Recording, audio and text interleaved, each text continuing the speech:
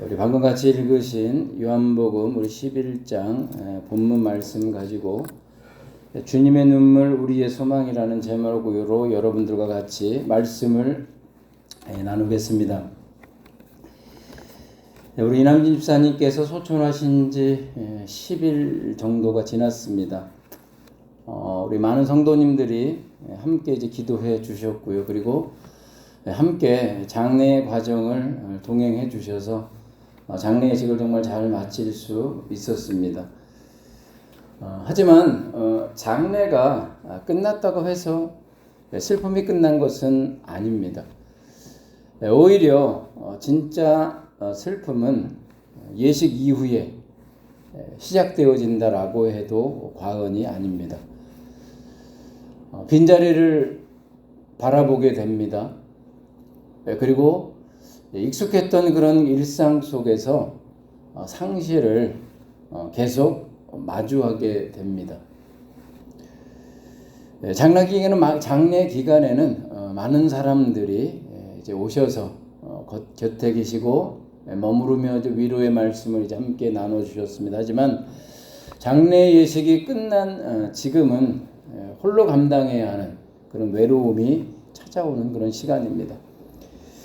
오늘 본문에도 사랑하는 오빠를 잃은 마르다와 마리아가 나옵니다. 그리고 그 슬픔의 자리로 예수님께서 찾아오십니다. 오늘 말씀을 통해 우리와 함께 오시는 주님, 그리고 죽음 너머의 소망을 함께 살펴보고자 합니다. 본문 35절입니다. 예수께서 눈물을 흘리시더라. 예수님은요, 곧 나사로가 살아날 것을, 그리고 예수님께서 직접 살리실 것을 알고 계셨습니다. 그런 의도를 갖고 오신 겁니다. 근데 그럼에도 불구하고 우셨습니다. 그 이유는 사랑하는 사람을 잃고 무너져 내린 사람들의 아픔과 고통을 외면하지 않으시기 때문입니다. 주님은 곧 살아날 텐데 왜 우느냐? 라고 그렇게 말씀하지 않으셨습니다. 오히려 그들의 슬픔 속으로, 그들의 아픔 속으로 들어가서 함께 눈물을 흘리셨습니다. 더 나아가서 예수님의 눈물은 단순한 그런 공감의 눈물이 아니었습니다. 어떤 눈물이었냐면 죽음이 가져온 그 아픔, 그리고 죽음으로 인한 그 분리를 보시며 탄식하신 겁니다. 죽음은 원래 하나님의 뜻이 아닙니다. 그렇죠? 죄로 인해 세상에 들어온 비극입니다. 그것이 바로 죽음입니다. 그래서 주님이 흘리신 그 눈물은 죽음을 향한 그런 거룩한 슬픔이었을 뿐만 아니라 동시에 죽음을 이기려는 하나님의 마음이었습니다. 여러분, 죽음 앞에 많은 사람들이 슬퍼하는 것은, 많은 성도님들이 눈물을 계속 흘리는 것은 믿음이 없어서가 아닙니다. 무엇 때문이냐? 크게 사랑했기 때문에, 그리고 깊게 사랑했기 때문에 슬픔의 눈물이 오래도록 그치지 않는 겁니다. 그래서 예수님도 우셨습니다. 그러므로 우리도 울 수 있습니다. 오늘 첫 번째로 우리들이 붙들어야 할 것은 이것입니다. 무엇이냐면 바로 슬픔을 숨기지 말고 주님께 가져가라는 겁니다. 아직도 마음속에 해결되지 않는 그런 상실과 아픔이 있다면 억지로 괜찮은 척하지 않아도 됩니다. 주님 앞에서 눈물을 흘리시기 바랍니다. 주님은 우리의 눈물을 외면하지 않으시고 지금도 함께 우시는 분입니다. 하지만 예수님은 눈물에만 머무르는 분은 아니다 라는 겁니다. 마르다를 향해서 예수님께서는 아주 놀라운 그런 선언을 하십니다. 나는 부활이요 생명이니 나를 믿는 자는 죽어도 살겠고, 예수님이 뭐라고 말씀하시냐면 내가 부활을 준다 라고 그렇게 말씀하지 않으십니다. 뭐라고 이야기하시냐면 내가 부활이다 라고 그렇게 말씀하십니다. 부활은 어떤 사건 이전의 예수님 자신이기 때문입니다. 그리고 생명도 어떤 개념 이전의 예수님 자신이기 때문입니다. 그렇기 때문에 예수님을 붙드는 사람은 어떻게 해요? 죽음도 빼앗을 수 없는 그러한 생명을 가진 사람입니다. 물론 우리 살다 보면 우리들도 이별을 경험합니다. 그리고 사랑하는 사람을 떠나보내면서 눈물을 흘리죠. 하지만 성도의 슬픔은 세상의 슬픔과 다르다는 겁니다. 세상은 죽음을 뭐라고 이야기하냐면 마지막이다, 끝이다 라고 그렇게 말합니다.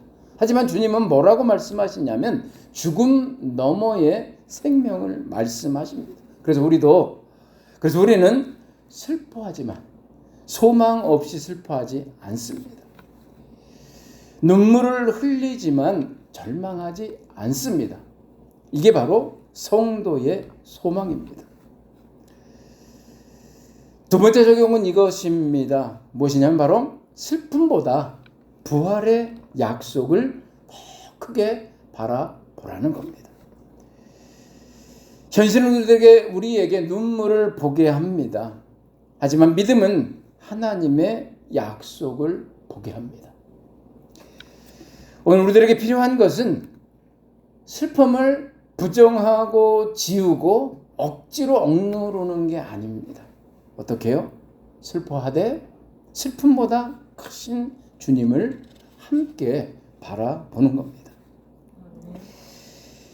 본문 36절을 보면 사람들은 예수님의 눈물을 보고 이렇게 말합니다. 보라, 그를 얼마나 사랑하셨는가. 여러분, 주님이 흘리신 눈물은 사랑의 증거입니다. 얼마나 예수님께서 그 마르다, 마리아, 나사로를 정말 깊이 사랑하셨는가 라고 하는 것을 보여주는 겁니다. 그만큼 사랑하신 거예요. 그만큼 아끼신 거고 그만큼 아프신 겁니다. 그런데 놀라운 사실이 있습니다. 우리들이 잊지 말아야 될 사실이 있습니다. 바로 주님께서 그 사랑을 몸소 실천하고 보여주신 그 사랑을 누구에게요? 우리 교회 공동체에게 맡기셨다는 사실입니다. 성경 로마서와 고린도전서에서 이렇게 말씀하십니다. 우는 자들과 함께 울라 라고 그렇게 말씀하십니다. 오늘날 우리는 슬픔을 너무 빨리 지우려고 하고 빨리 잊어버리려고 하는, 너무 빨리 끝내려고 하는 그런 문화 속에 살아가고 있습니다. 그게 바로 우리의 현실이에요.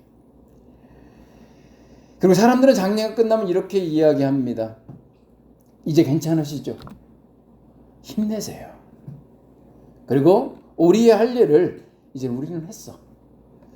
그러니 이제 본인이 담당해야 하는 몫이야 라고 그렇게 말합니다. 물론 모든 성도님들이 위로하려는 그런 마음을 갖고 있습니다. 하지만 현실은, 상실의 아픔은 어떻게 해요? 그렇게 빠르게 지나가는 게 아닙니다. 그렇게 쉽게 지워지지 않습니다. 그렇기 때문에 교회에는 바른 애도의 신앙과 전통이 필요합니다. 그런 문화가 형성이 되어져야 돼요. 그리고 그런 문화가 우리 교회 안에 우리 성도님들 속에 작동이 되어져야 됩니다. 여러분, 성경은요 슬픔을 부정하지 않습니다. 그렇기 때문에 아브라함도 울었습니다.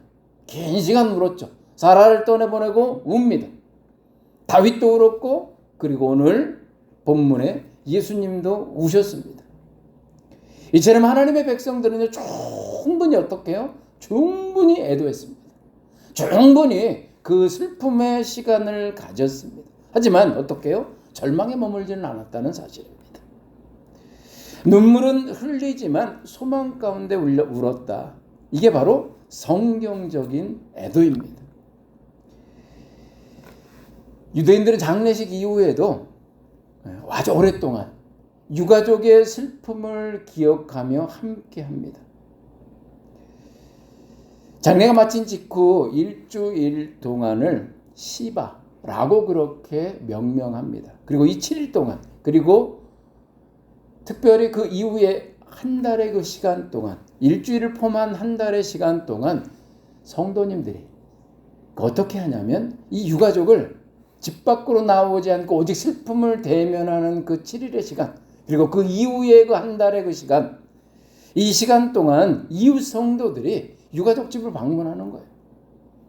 근데 방문할 때 그냥 방문하지 않습니다. 음식을 다 준비해가지고 모든 식사를 다 챙겨주는 거예요. 왜 그러냐면 유가족들이 오로지 그 슬픔을 마주하고 그 슬픔을 지워내는, 그 슬픔 속의 시간을 보내는 애도의 시간을 충분히 갖도록 공동체가 배려하는 겁니다. 즉 공동체가 함께하는 겁니다. 뿐만 아니라 이 유대인들은 부모상을 당한 그런 자녀에게는 1년 동안의 애도 기간을 줍니다. 그게 바로 아벨 루트입니다. 이 자녀들은 이 1년의 기간 동안 무엇을 하냐면 1년 동안 매일 나와서 하나님께 기도하는 겁니다. 하나님 앞에서 그 슬픔을 토해내고 하나님께 기도하고 하나님의 위로를 받는 겁니다. 그 기간 동안 성도들은 그 삶을, 그 애도의 그 시간을 장기적으로 돌봐주는 거예요. 즉 기도와 위로와 지원으로 함께 그 애도의 시간을 걸어가는 겁니다. 이들이 이렇게 장례식이 끝난 순간부터 이들이 이렇게 오랜 그런 시간의 애도 시간을 갖는, 애도의 그런 기간, 애도의 그 전통을 지켜나가는 이유가 있습니다. 그것은 뭐냐면 장례식이 끝난 순간부터가 어떻게 해요? 가장 외로운 시간, 그리고 긴 시간이라고 하는 것을 알고 있기 때문입니다. 저는 우리 교회도, 우리 목사님도 평상시에 그런 이야기를 했지만 우리 교회가 이런 공동체가 되기를 소망합니다. 장례를 잘 치러주는 그런 교회가 아니라, 거기서 그치는 교회가 아니라 어떤 교회요? 장례 후의 삶까지 함께 걸어가는 그런 교회가 되기를 소망합니다. 세 번째 우리들이 적용해야 될 것은 바로 이것입니다. 슬픔 가운데 있는 그런 지체를 오래 기억하면서 함께 걸어가야 한다라고 하는 겁니다. 이 목사님뿐만 아니라, 그리고 유가족들뿐만 아니라 앞으로도 슬픔을 겪은 그러한 성도님들에게 계속적인 그런 기도와 위로와 함께 일어나는 과정을 걸어가는 그런 교회가, 그래서 성도님들이 되었으면 좋겠습니다. 장례식장에 함께 가는 것도 사랑입니다. 하지만 장례 후의 시간을 어떻게 함께 걸어가는 것도, 그 걸어가는 것은 주님이 우리들에게 바라시는 정말 깊은 사랑입니다. 우리 교회가 이런 주님의 눈물을 이어받아서 함께 울고, 그리고 함께 회복을 기다리고, 그리고 함께 회복의 과정을 걸어가는 그러한 믿음의 공동체가 되기를 바랍니다. 오늘 말씀을 통해 우리 모두 세 가지를 기억하기를 바라겠습니다. 첫 번째는 주님은 우리의 눈물 곁에서 함께 우시는 분이라는 사실입니다.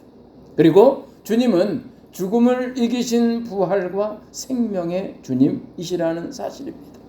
그리고 마지막으로 우리를 서로의 슬픔을 품어주는 공동체로 부르셨다는 사실입니다. 오늘도 주님은 우리들에게 이렇게 물으십니다. 나는 부활이요 생명이니 이것을 네가 믿느냐? 이 질문 앞에 우리 모두 믿음으로 아멘 하시기 바랍니다. 슬픔 가운데서도 함께 오시는 주님을 우리 모두 따르기 바랍니다. 그리고 죽음보다 크신 부활의 소망을 함께 붙드셨으면 좋겠습니다. 그리고 마지막으로 슬픔 가운데 있는 지체의 손을 너무 일찍 놓지 맙시다. 주님의 눈물이 우리의 위로가 되고 주님의 부활이 우리의 소망이 되기를 예수 그리스도의 이름으로 축원드립니다. 기도하시겠습니다. 오늘 말씀을 통해 눈물을 흘리시는 주님의 마음을 보게 하시고 죽음을 이기신 부활의 주님을 바라보게 하시니 감사드립니다. 우리의 아픔을 외면하지 않으시고 가장 가까이에서 함께 울어주시는 주님의 사랑을 기억하게 하여 주옵소서. 그리고 어떤 슬픔 가운데서도 주님을 신뢰하는 믿음을 허락하여 주옵소서. 사랑하는 가족을 떠나보낸 유가족들을 주님의 크신 은혜로 붙들어 주옵소서. 상실의 아픔을 성령께서 친히 만져주시고 텅 빈 일상 속에서도 주님의 동행하심 속에 살아가게 하여 주옵소서. 우리 교회가 우는 자들과 함께 우는 공동체가 되게 하여 주시옵고, 장례가 끝난 후에도 잊지 않고 사랑으로 돌볼 뿐만 아니라 기도로 위로로 함께 일어서는 성숙한 교회가 되게 하여 주옵소서. 이 모든 말씀 예수 그리스도의 이름으로 기도드렸습니다. 아멘.